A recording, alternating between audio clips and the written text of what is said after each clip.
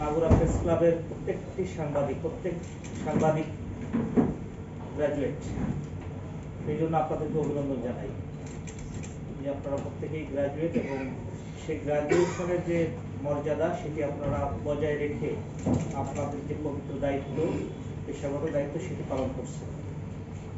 আর এটি আমাকে একটু আনন্দ দিচ্ছে যে আমি এখানে দেখলাম যে আমাদের মধ্যে অনেক প্রবীণ সাংবাদিক আছেন, অনেক সিনিয়র সাংবাদিক আছেন এবং ইয়াং সাংবাদিক। তো এই নবীন এবং প্রবীণের সংমিশ্রণে যে কোনো কাজ কিন্তু ভালো হয়। প্রবীণরা যেমন আমাদের ডিরেকশন দেন, গাইডলাইন দেন, আর ইয়াং যারা থাকেন, বয়সে তরুণ যারা থাকেন, তারা কিন্তু তাদের কর্মস্পৃহা বেশি থাকে, কর্মদক্ষতা বেশি থাকে। সুতরাং সেই প্রবীণদের নির্দেশনা এবং গাইডলাইন অনুযায়ী তারা কাজ করে যে কোনো প্রতিষ্ঠান, যে কোনো সংগঠনকে এগিয়ে নিয়ে যেতে পারে।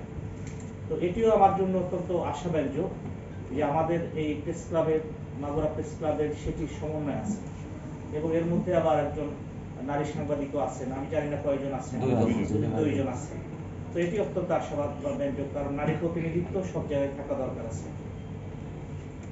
তো সব মিলিয়ে আমার কাছে মনে হয়েছে যে এখানে আমি একটি চমৎকার কর্ম পরিবেশ পাবো।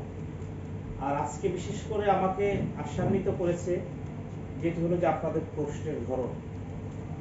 বিভিন্ন জায়গায় এরকম সাংবাদিক সম্মেলনে, সাংবাদিকদের মত বিনিময় সভায় অংশগ্রহণ করেছি, সেখানে ওই একই জাতীয় কথাবার্তা বারবার ঘুরে ফিরে আসে।